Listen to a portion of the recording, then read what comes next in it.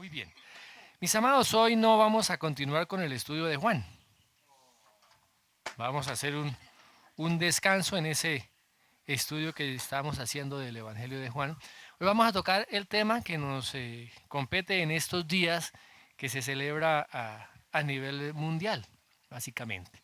Y vamos a compartir acerca del nacimiento del Señor Jesucristo allí en Belén. Así es que vamos a abrir nuestras Biblias en el Evangelio de Lucas.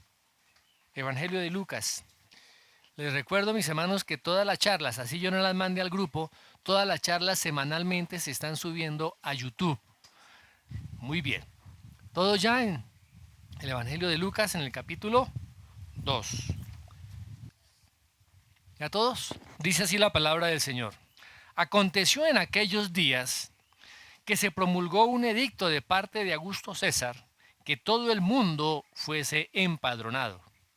Este primer censo se hizo siendo Cirenio gobernador de Siria, e iban todos para ser empadronados cada uno a su ciudad.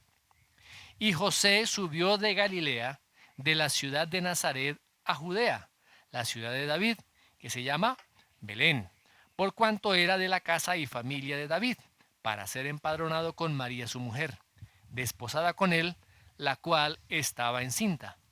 Y aconteció que estando ellos allí cumplieron los días de su alumbramiento, y dio a luz a su hijo primogénito, y lo envolvió en pañales, y lo acostó en un pesebre, porque no había lugar para ellos en el mesón. Amén. Hasta ahí vamos a dejar.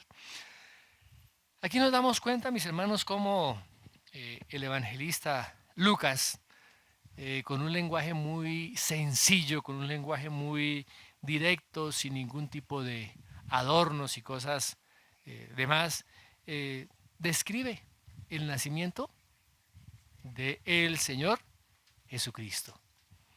Un nacimiento como cualquier otro, pero con las repercusiones que ningún otro nacimiento ha tenido en toda la historia de la humanidad. Un nacimiento que se da en una noche cualquiera, ¿cierto? En un sitio casi desconocido, en una aldea que casi nadie conocía, nace un niño,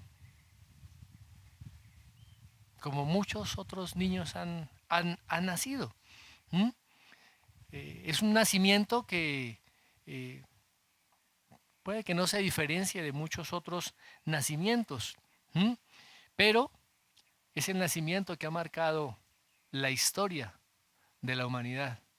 Un nacimiento que se dio una sola vez y que no se volverá a dar después.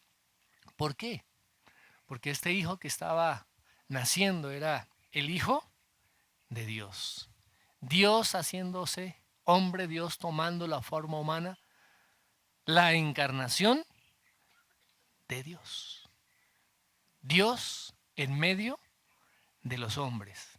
Ese Mesías esperado por el pueblo de Israel, ese Mesías que salvaría al mundo de sus pecados, y a través de un nacimiento tan común y corriente como cualquiera otro, ese bebé, ese niño, es el Dios encarnado, es el Dios salvador, ese Dios que se convierte en hombre, como dice el apóstol Juan, el verbo fue hecho carne y habitó entre nosotros. Vémonos que este texto, mis hermanos, nos narra cómo fue la primera Navidad. Y tal vez es uno de los textos que más se conoce a nivel mundial, ¿cierto? Eh, este texto ha inspirado muchas cosas y este tiempo particular de Navidad ha inspirado muchísimas cosas, como que en este tiempo se canta, ¿cierto? Ha inspirado a músicos, se inspira también a hacer tarjetas, a hacer mensajes de Navidad, se hacen libros, se hacen una cantidad de cosas, ¿cierto? ¿Mm? Y a lo largo de toda la historia se ha venido haciendo eso. Pero el mundo, mis amados hermanos, celebra el nacimiento del Señor Jesucristo la mayoría de las veces por razones equivocadas, por razones erradas. Entonces la Navidad se ha convertido en un tiempo de complacencia, ¿sí? De materialismo, de festejos, ¿m? Y simplemente se ha convertido en un acto social, totalmente secularizado, ¿sí? Donde se pierde verdaderamente lo que es el significado del nacimiento del Señor Jesucristo.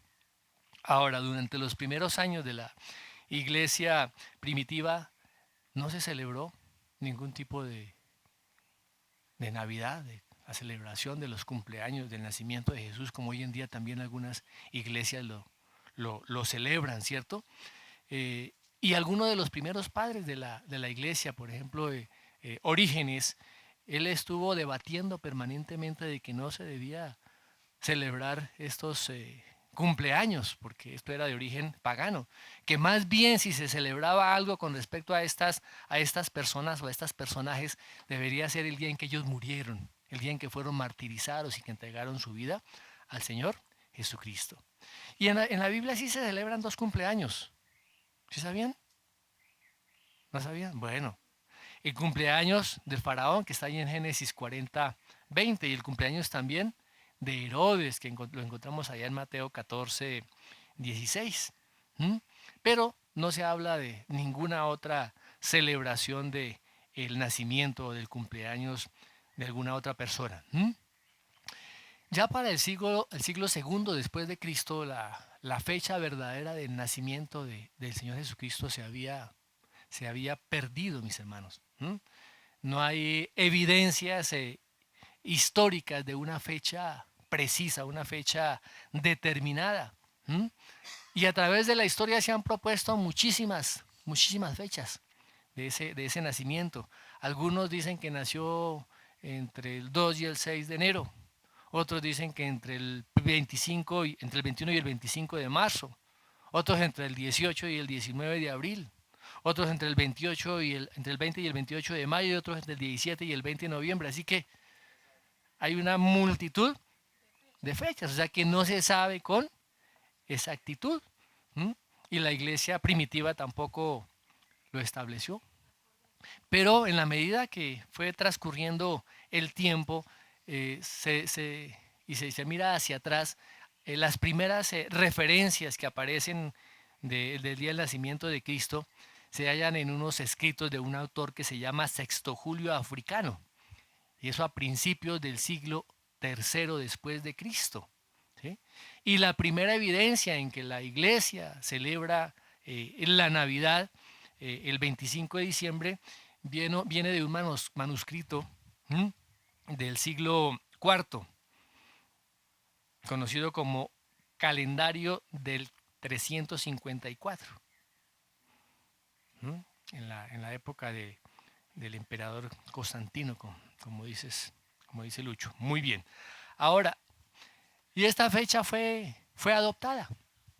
Fue adoptada por la iglesia ya en general.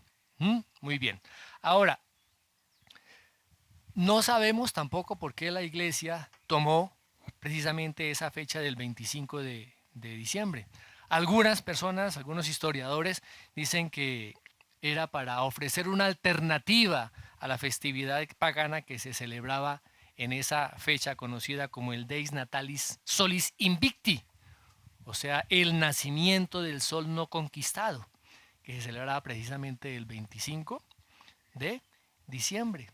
El solsticio de, de invierno, ¿cierto? Muy bien. ¿Queda claro, mis hermanos?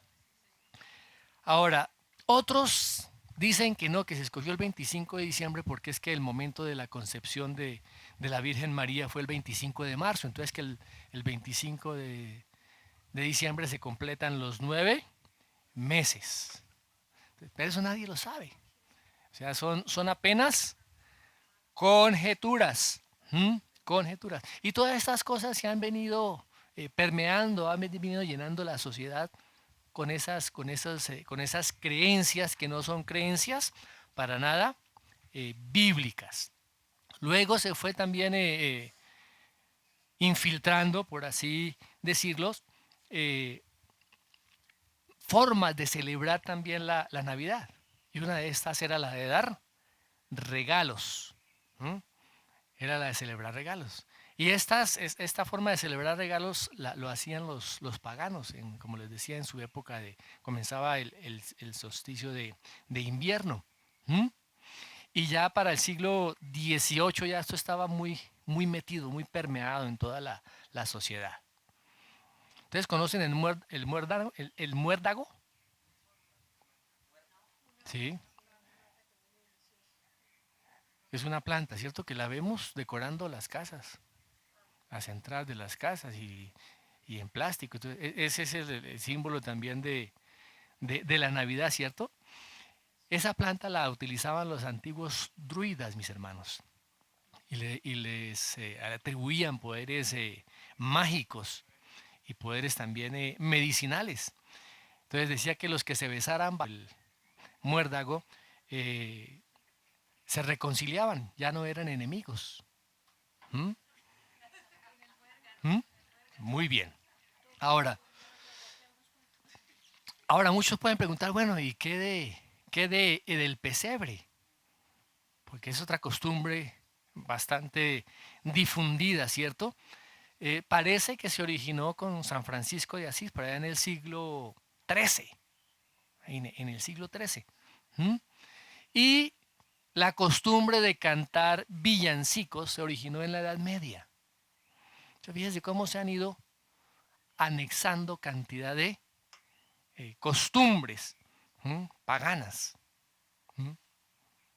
Se dice también que en la ciudad de Riga, que es la antigua Latavia, hoy en día Letonia, fue donde se armó el primer árbol de Navidad, por allá en el año 1510.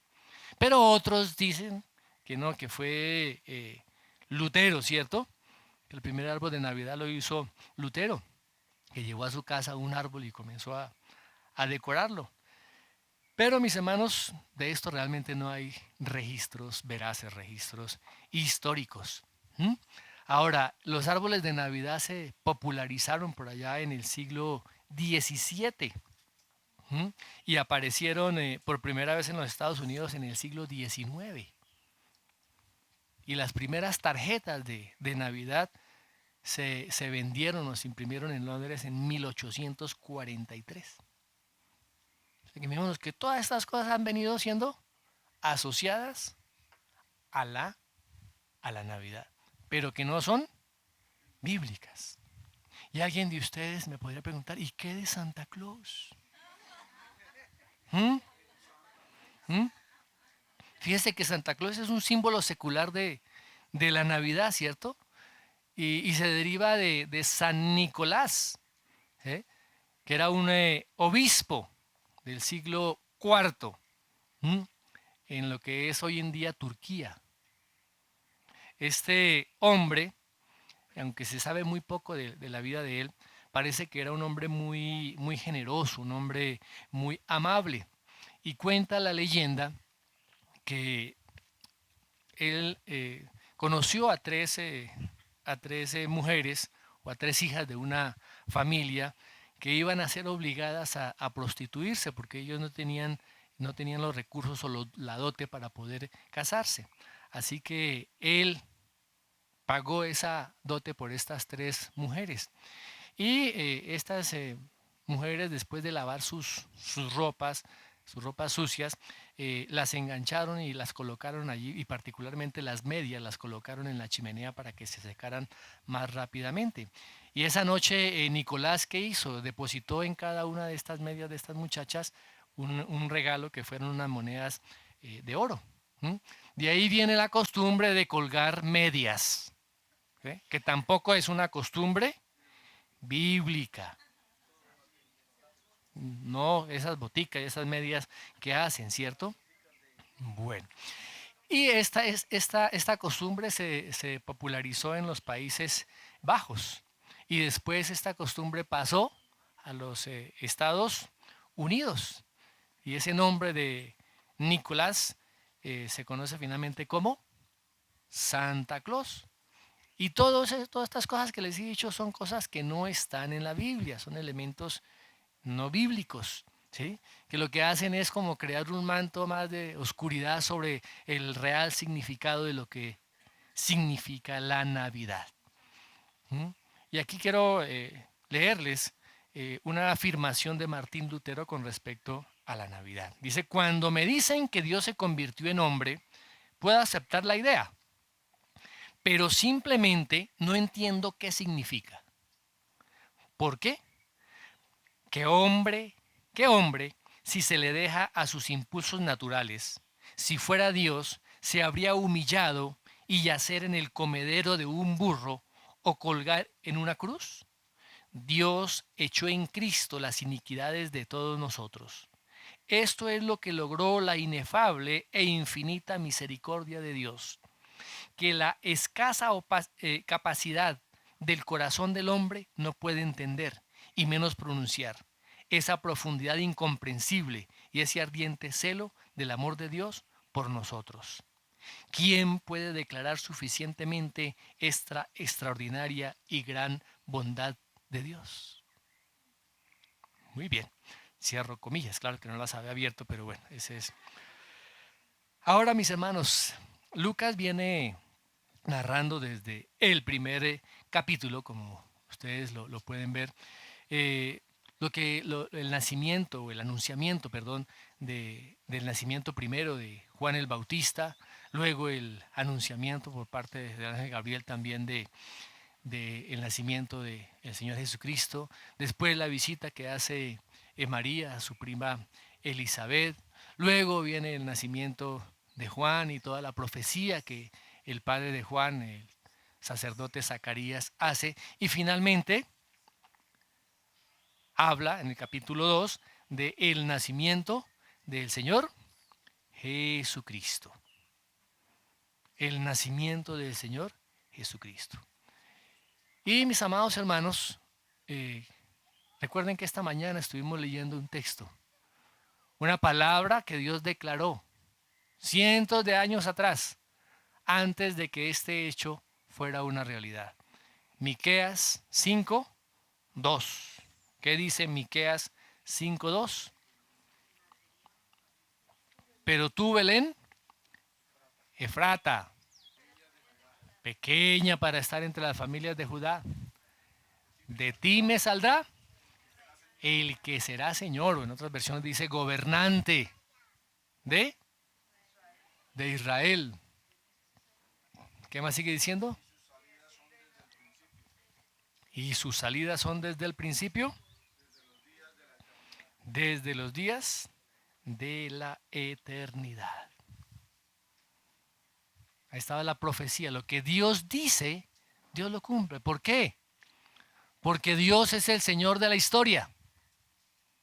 Dios es el Señor de la historia. Nada sucede en el universo si no es la voluntad de Dios. Todo absolutamente está gobernado por Él. Amén. Así que se requería que el Señor Jesucristo naciera, ¿dónde? En Belén. ¿Mm?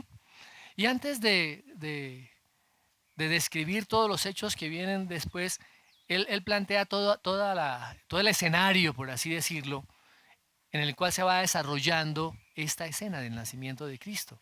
Y se plantea un escenario a nivel global o a nivel mundial, un escenario particular también como nación, como pueblo de Israel, y un escenario personal con respecto a la situación de José y de María.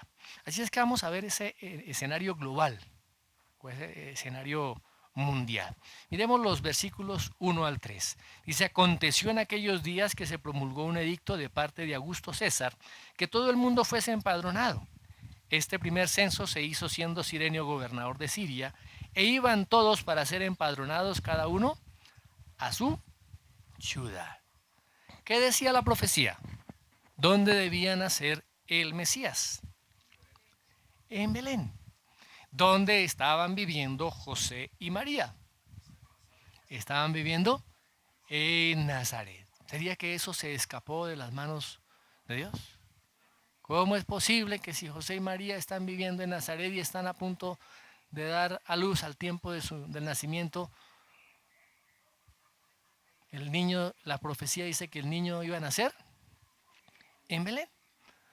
Dios simplemente como gobernador absoluto de todo, como dueño absoluto de todo, mueve el corazón. ¿De quién? De Augusto César. En ese momento Augusto César era el hombre más poderoso del mundo. Era el gobernador del imperio romano. Era el emperador. Estaba sentado allí en su trono, en la capital del imperio, en Roma. ¿Cierto? No sabemos si habría escuchado alguna vez de esa provincia, perdón, de esa ciudad, de esa aldea que se llamaba Belén. ¿Mm? Y mucho menos estaba consciente de los propósitos y de lo que Dios estaba haciendo en la historia, porque él desconocía la palabra de Dios. Pero este hombre jugó un papel crucial, un papel importantísimo en el cumplimiento de los planes que Dios había diseñado con respecto al nacimiento de su hijo. Muy bien. Y aquí les leo un comentario de un teólogo Howard que dice: el censo sirve para ubicar el nacimiento de Jesús en el contexto de la historia mundial y para mostrar que el mandato de un gobernante terrenal puede ser usado en la voluntad de Dios para llevar a buen término sus propósitos más importantes. Dios está al gobierno aún de las vidas de cada una de las personas. ¿Y cómo comienza este versículo 1 del capítulo 2? Dice: aconteció en aquellos días. ¿Cuáles días? ¿De qué días viene hablando el evangelista Lucas? Miremos allá lo que dice Lucas 1.5. ¿Qué dice Lucas 1.5? Hubo en los días de Herodes. Se está hablando de esos días. Se está hablando de aquellos días, en los días en que Herodes era el rey. Herodes el Grande, recuerden que era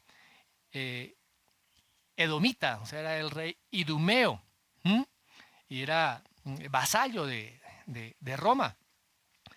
Y pronto finalizaría su reinado, porque él moriría unos cuantos años después del nacimiento de el Señor Jesucristo.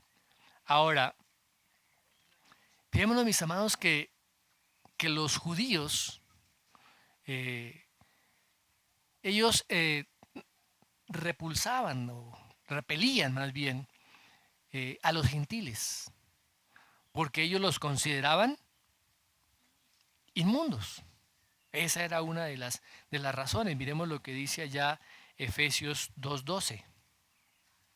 Dice: recordad que en ese tiempo estabais separados de Cristo, excluidos de la ciudadanía de Israel, extraños a los pactos de la promesa, sin tener esperanza y sin Dios en el mundo.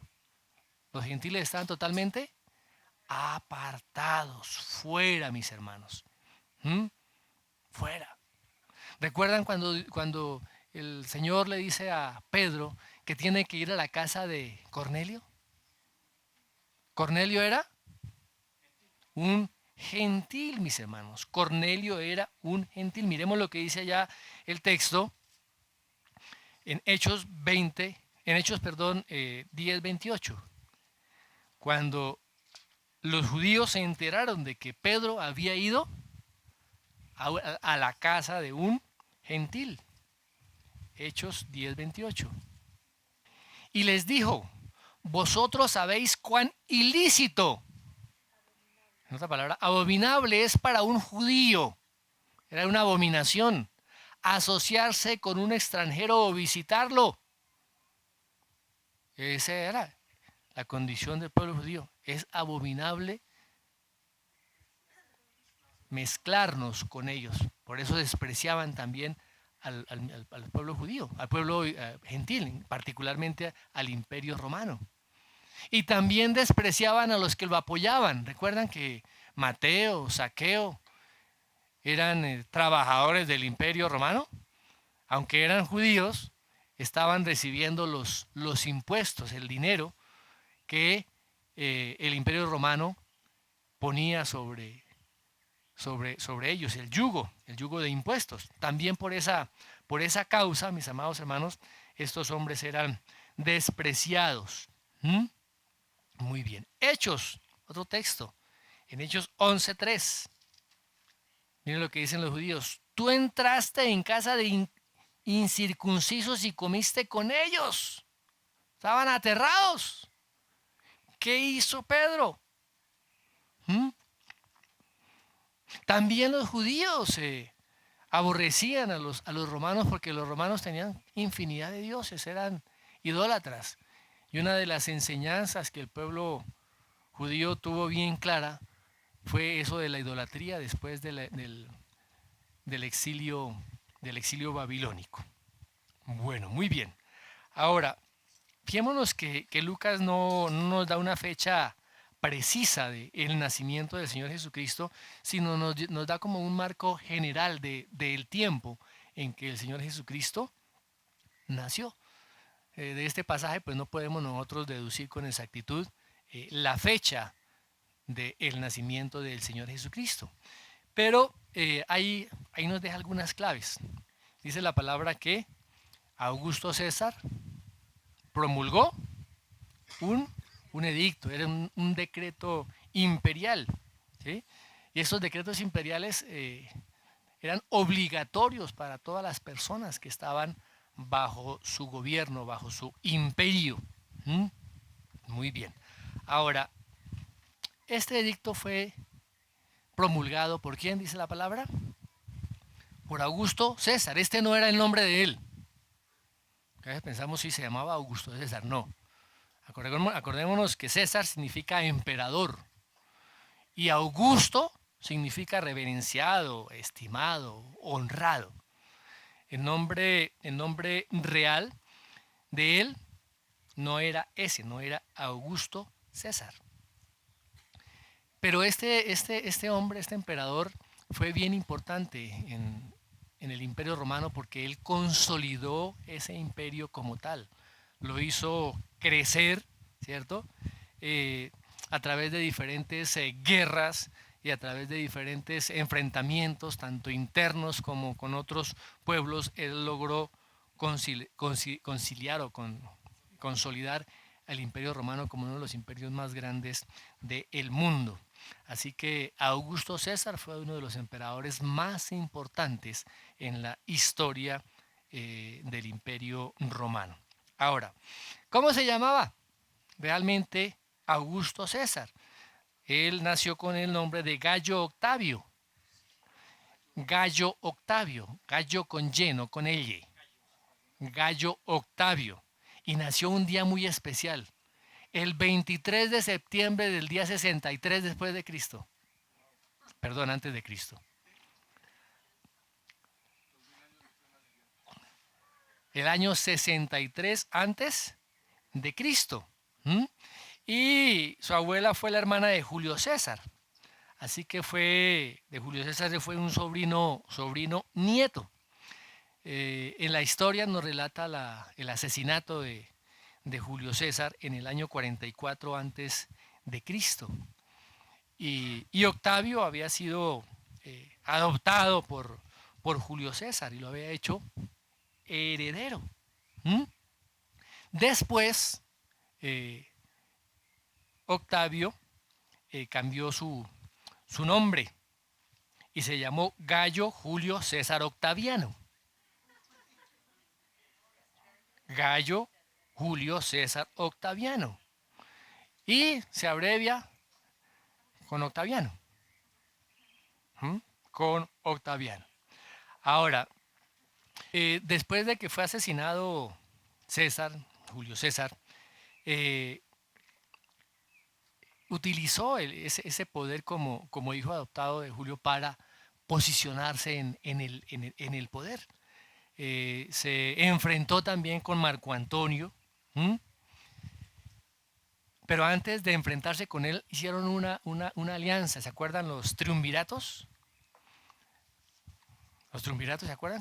Todos los que estudiamos por allá en tercero primaria, cuarto primaria, que nos... Ah, perdón, es bachillerato aquí, sí, padre. Que conocía uno toda la historia del Imperio Romano, ¿recuerdan?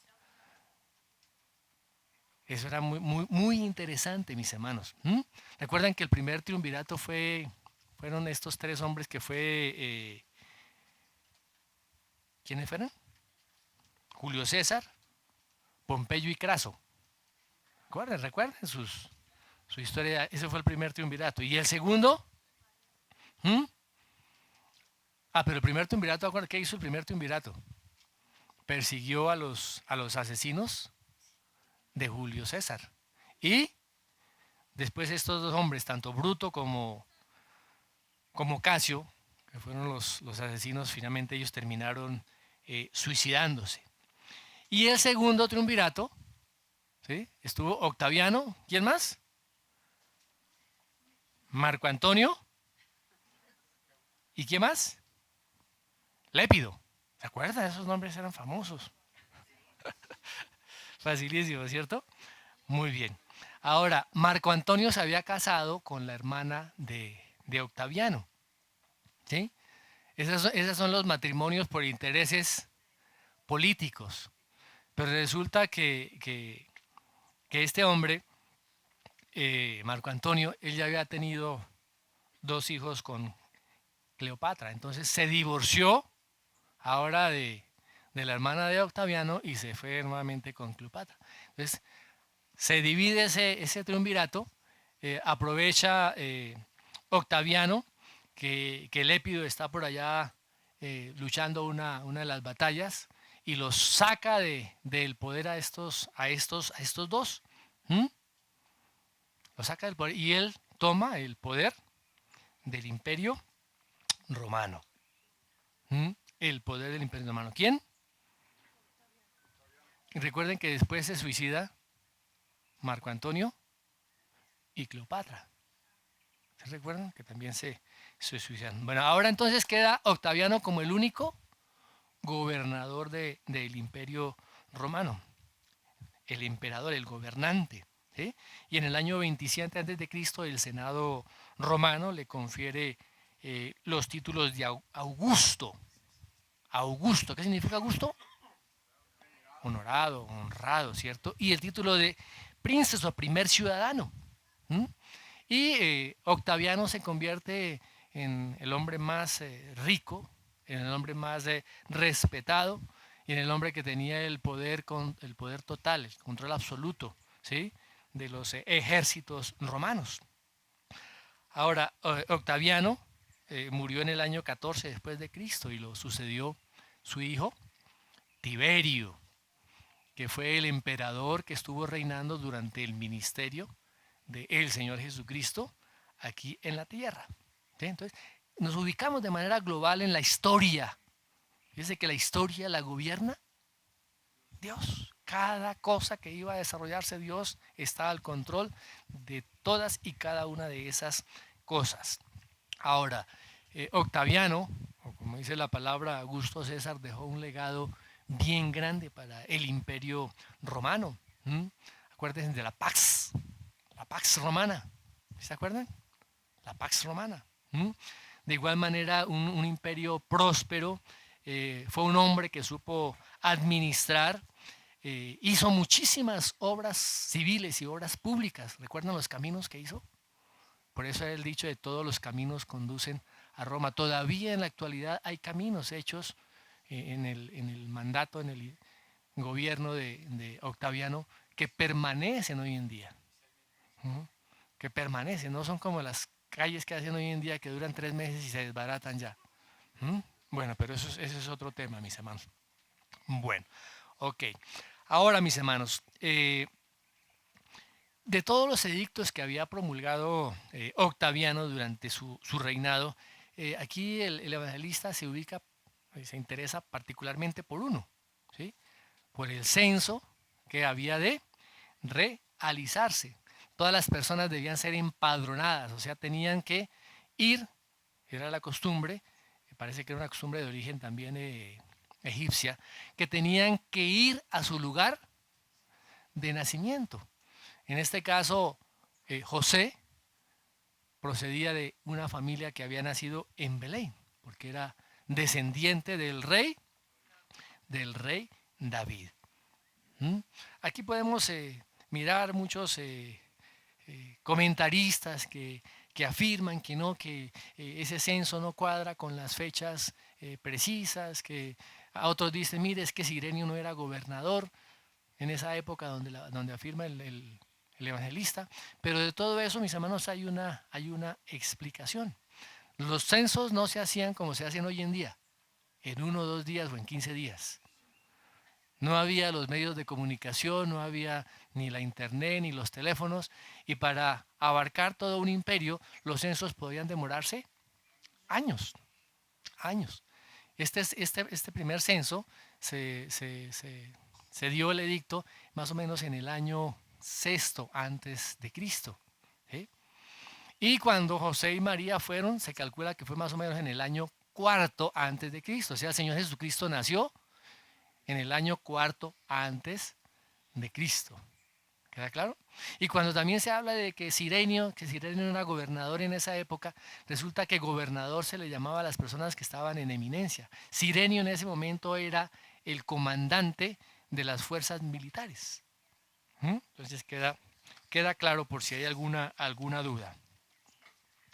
Muy bien. ¿Queda claro?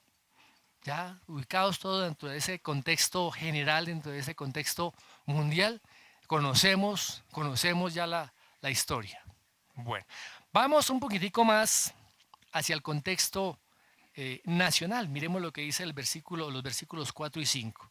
Dice, y José subió de Galilea, de la ciudad de Nazaret a Judea, a la ciudad de David, que se llama Belén por cuanto era de la casa y familia de David, para ser empadronado con María su mujer, desposada con él, la cual estaba encinta. Muy bien. Israel está vinculada a los propósitos de Dios y a la historia que Dios ha determinado. Y particularmente un pueblo, el pueblo de Belén. Pero tú, Belén, Efrata, ¿qué era Efrata? Ese era el nombre original de Belén, Efrata. ¿Sí? Pequeña para estar entre las familias de Judá, de ti me saldrá el que será Señor de Israel. Y sus salidas son desde el principio, desde los días de la eternidad. Realmente Belén era una aldea muy pequeña, una aldea insignificante. Por eso dice que pequeña para estar entre las familias de Judá. Pero Dios declaró, Dios habló que de la ciudad de Belén, o de la provincia, de la pequeña aldea de Belén, ¿saldría quién? El gobernante para Israel. Ahora, el único rey que salió de Belén para gobernarlo, ¿quién fue? El rey David. Pero este pasaje no se está refiriendo al rey David. ¿Por qué? David murió mucho antes de que el profeta Miqueas declarara esta profecía de parte del Señor. Y hace también referencia que este gobernante dice, sus salidas son desde el principio, desde los días de la eternidad. O sea, esta afirmación no se puede aplicar a ningún ser humano, porque solamente Dios ha existido toda la eternidad. Muy bien. ¿Qué dice Lucas? ¿Qué dice Lucas? Que Josué subió de Galilea a la ciudad de Nazaret, a Judea, a la ciudad de David que se llama Belén. ¿Dónde está ubicada Belén? ¿En qué provincia? En la provincia de Judea. ¿Dónde está ubicada Nazaret? En la provincia de Galilea. Recuerden que la ciudad de Nazaret estaba mucho más baja, cerca cerca relativamente al mar de Galilea, que el mar de Galilea está por debajo del nivel del mar. ¿Mm? Y tenían que subir, por eso se habla aquí de subir a Judea y particularmente a Belén, que está mucho más alta sobre el nivel del mar. ¿Mm? Ahora, recordemos que la ciudad de David era un título que se daba al monte de Sión en Jerusalén. ¿Mm? Fue allí donde reinó el rey David. ¿Mm? Pero aquí se usa, el evangelista Lucas utiliza este término, mis hermanos, para identificar a la ciudad donde David nació y donde David se crió. Y dice que José fue junto con María allí a Belén por cuanto era de la casa y de la familia del rey David. ¿Para qué? Para ser censado, para ser empadronado. Y no fue solo, fue junto con María. Fíjese que Dios se dirige sobrenaturalmente los designios del hombre y aquí dirigió particularmente a José y a María para que lo que se había escrito y se había dicho desde siglos antes, dicho por el profeta Miqueas, se pudiera cumplir. Muy bien.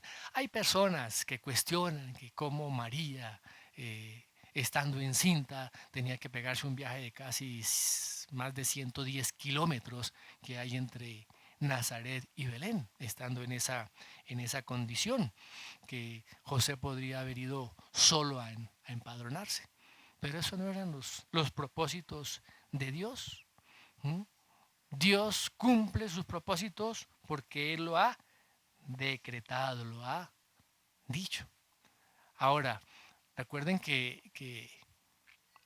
el embarazo de María estaba cuestionado en Nazaret. Entonces recuerda más adelante que al Señor Jesucristo le dicen que es hijo ilegítimo. Entonces no podíamos imaginarnos qué pensarían María estando sola dando a luz, José lejos y que todo el pueblo estuviera en comentarios y en chismes, ¿cierto? Pero son apenas especulaciones. Muy bien. Miremos lo que dice otro autor que se llama Morris. Dice lo siguiente, abro comillas, tal vez deberíamos reflexionar en qué fue la combinación de un edicto por parte del emperador de la lejana Roma y de las lenguas chismosas de Nazaret, lo que llevó a María hasta Belén justo a tiempo para cumplir la profecía acerca del nacimiento. Dios obra a través de todo tipo de personas para llevar a cabo sus propósitos. Dios obra y cumple lo que Él dice, porque Dios no es hombre para que mienta. Su palabra se cumplirá. Ni una jota ni una tilde dejará de cumplirse. ¿Qué más sigue diciendo aquí Lucas?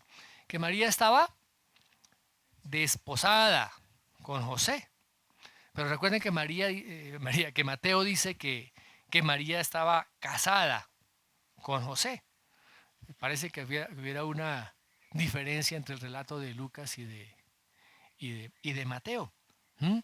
Acordémonos que en la cultura judía, mis hermanos, entre el compromiso y el matrimonio no era tan marcado como se maneja hoy en día.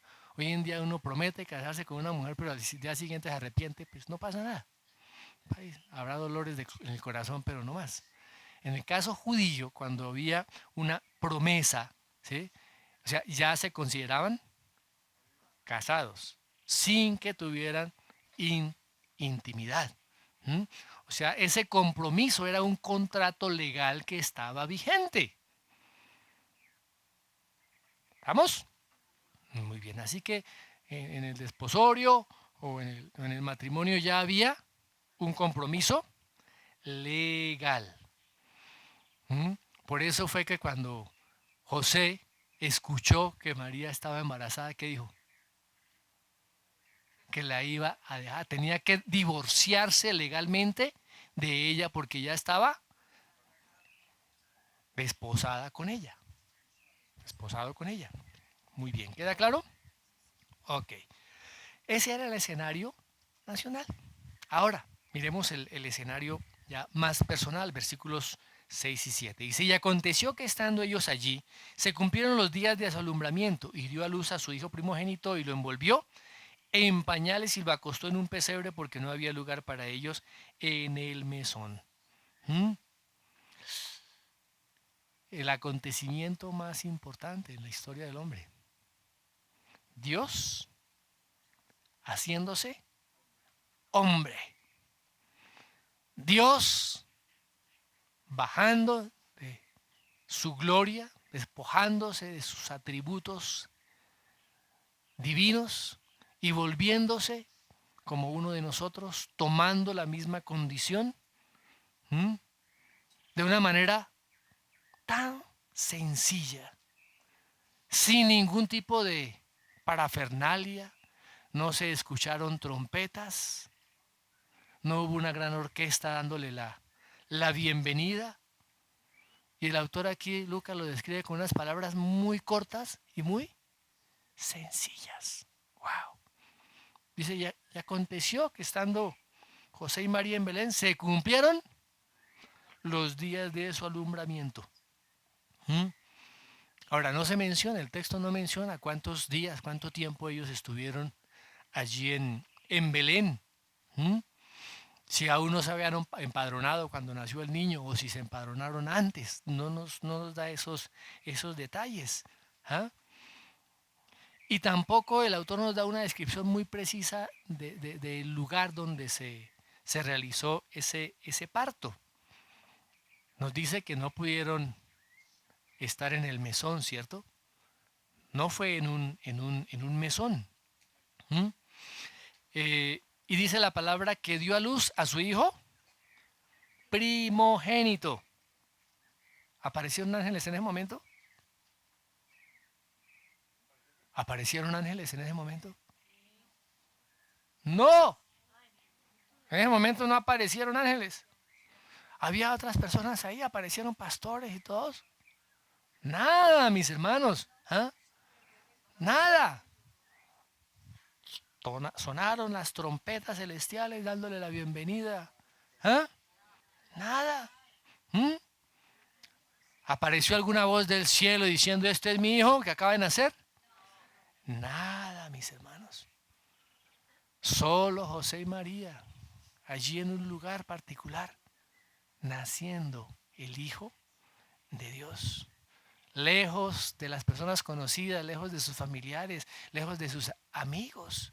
Imagínense ustedes esa situación. El Hijo de Dios pasando desde la eternidad al tiempo, al espacio del hombre. Tremendo.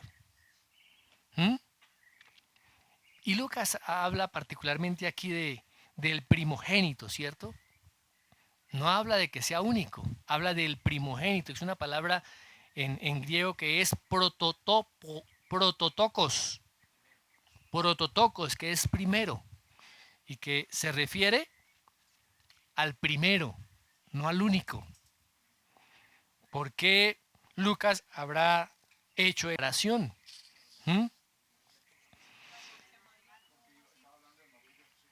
¿Por qué? María y José tuvieron más hijos. María y José tuvieron más hijos. Dice la palabra que no la conoció hasta que dio luz a su hijo primogénito. Y en Mateo 1:25, cuando la palabra habla de conocer a la esposa, se está refiriendo a tener relaciones sexuales. ¿Mm? Como mi esposa decía, que estaban celebrando ahorita en el Día de las Velitas. Y no hay unas frases que repiten en esta religión que dice ¿qué? Ave María Purísima, sin pecado concebido. Y eso es una total mentira. Eso es un engaño, mis hermanos. ¿Mm? Después del nacimiento de Cristo, José y María tuvieron hijos y tuvieron hijas. Y no es como pretenden decir algunos, que es que en esa época la palabra hermano se refiere a primos o a la familia en general. No.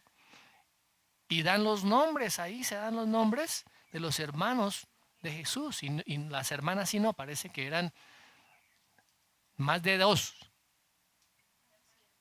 Eran más de dos hermanas y sus hermanos. Y el Señor Jesucristo era el primogénito, el que tenía el derecho de la herencia de la familia. Ahora, ¿José era rico? No, José no era rico, ¿cierto? No tenía grandes propiedades para heredarle a su hijo primogénito. ¿Qué le heredó? ¿Qué le heredó? ¿Qué le heredó? El derecho, mis hermanos, al trono de Israel, porque era de la familia de David. ¿Mm? ¿Qué hicieron con este niño? ¿Qué hizo su madre? La madre de Jesús. ¿Qué hizo? ¿Qué dice la palabra? Lo envolvió en pañales. En esa época los pañales no son como hoy en día, que vienen con ajustes elásticos y con un poco de cosas, ¿no? Eran tiras de tela, ¿cierto? Que se usaban para envolver y apretar un poquito al bebé, incluso lo mantenían derecho, ¿m? Con las piernas y los brazos derechos, ¿eh? Fajados, como se decía antiguamente. ¿M? Ahora, fíjese que a él no le pusieron ropas reales, vestiduras especiales. Lo envolvieron como cualquier otro niño.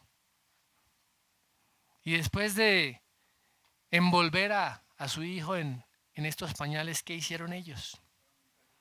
Lo acostó en un pesebre. Esta palabra pesebre ha dado precisamente pie para la tradición de que el Señor Jesús nació en un establo. Pero la palabra pesebre aquí no se refiere a ningún establo, mis hermanos. La palabra pesebre es una palabra que es patné, que es la palabra que se utiliza para el comedero de los animales. El lugar donde los animales comen. ¿Mm? Que eran sitios donde se dejaban los animales, bien sea los animales de los viajeros que venían, caballos o burros o con ovejas, con infinidad de animales, ¿sí? Y no solamente a los establos. ¿Queda claro? Fíjese que esa tradición del pesebre aparece en el siglo segundo. ¿Mm? Y algunos también afirman que nació fue en una cueva, pero normalmente utilizaban las cuevas era para guardar los animales y no hay manera de nosotros poder saberlo. Bueno, lo que queda claro es que dice que no hubo espacio para ellos en el mesón, no había lugar para ellos. ¿Ah? Y, y a veces en las películas que ha hecho Hollywood y algunos otros ponen al mesonero como esa persona dura, ¿cierto? Como esa persona que rechazan a José y María. No hay cabida para ellos, que el desalmado, ¿no? El malo del paseo. Pero la palabra griega, mis hermanos, para mesón, es una palabra que se refiere a un albergue, ¿m? A un albergue o a un aposento, a veces temporal. ¿M? O sea, no era como creemos nosotros un hotel de cinco estrellas. ¿M? O sea, ni siquiera hubo espacio en ese refugio improvisado para José y para María en ese día. Y como consecuencia, pues les tocó a ellos buscar un lugar donde pudiera dar a luz. ¿Mm? El sitio donde albergaban a los animales de los viajeros. Muy bien. Ahora, ¿cómo nació Jesús? ¿En qué condiciones nació Jesús. Vemos que nace en las condiciones más precarias, en las condiciones más incómodas, en un sitio maloliente. No sé si ustedes han estado alguna vez en algún sitio donde los animales comen y no solamente comen, también hacen lo demás. Huele terriblemente mal, un sitio sucio, un sitio escarpado también, ¿m? Rodeado de animales que están haciendo escándalo, que están haciendo bullicio. Y uno se puede preguntar, ¿esta es la entrada al mundo de un rey? En esas condiciones. ¿Qué dice Juan 1:10? Miremos lo que dice Juan 1:10. En el mundo estaba, y el mundo fue hecho por medio de él, y el mundo no lo conoció. El mundo no se dio por enterado. Y miremos lo que dice también Filipenses 2:6 y 7. Dice, el cual siendo en forma de Dios, no escatimó el ser igual a Dios como cosa a qué aferrarse, sino que se despojó de sí mismo, haciéndose o tomando la forma de siervo, hecho semejante a los hombres. El Hijo de Dios, el Rey del universo, entrando de esa manera al mundo humano, en un cuerpo humano y en esas condiciones de su nacimiento. Que dice Mateo 20:28, que el Hijo del Hombre no vino para ser servido, sino para servir y para dar su vida en rescate por muchos. Y miremos otro texto allí en Primera de Pedro capítulo 2, verso 24. Y él mismo llevó nuestros pecados en su cuerpo sobre la cruz, a fin de que muramos al pecado y vivamos a la justicia, porque por sus heridas fuimos sanados. El Rey del universo, mis hermanos, se entregó por nuestros pecados. El Rey del universo, el creador de todas las cosas, tuvo uno de los nacimientos más pobres, más escasos, más miserables. Ese es el Rey que se despoja. Ese es el Rey que se hace carne, que se hace humano, que se encarna. Ese es el Rey que vino a pagar el precio por cada uno de nosotros. Miserables pecadores, enemigos de Dios, despreciables. Lo único que merecíamos era la muerte y el infierno. Y Él viene y entrega su vida a favor nuestro. No hay un acto de amor más grande que lo que el Señor Jesucristo hizo en la cruz. No hay un acto de justicia mayor que alguien pague por la culpa de otro. Y eso lo hizo el Señor Jesucristo. Y eso es, mis hermanos, lo que significa realmente la Navidad, la encarnación del Hijo de Dios. Más adelante vamos a ver cómo si el cielo proclama la venida de ese Rey y Salvador. Amén. Padre, te damos gracias por tu palabra. Tu palabra siempre trae iluminación y claridad a nuestro entendimiento y a nuestras vidas. Gracias por el Señor Jesucristo, por ese Dios encarnado, ese Dios que nos da ejemplo de humildad, de entrega. Gracias, gracias. No podemos imaginarnos, Señor, todo aquello que sucedió ese día. Pero gracias porque tu palabra nos lo describe y nos lo enseña. Gracias Gracias porque no merecíamos nada y tú viniste, te hiciste siervo, te hiciste hombre y pagaste el precio por nuestros pecados. Gracias porque en este tiempo recordamos esa encarnación de nuestro Señor Jesucristo y la manera tan humilde, la manera tan sencilla en que vino a la tierra y nos da ejemplo de humildad y de grandeza. Gracias, Padre, en el nombre de Jesús. Amén.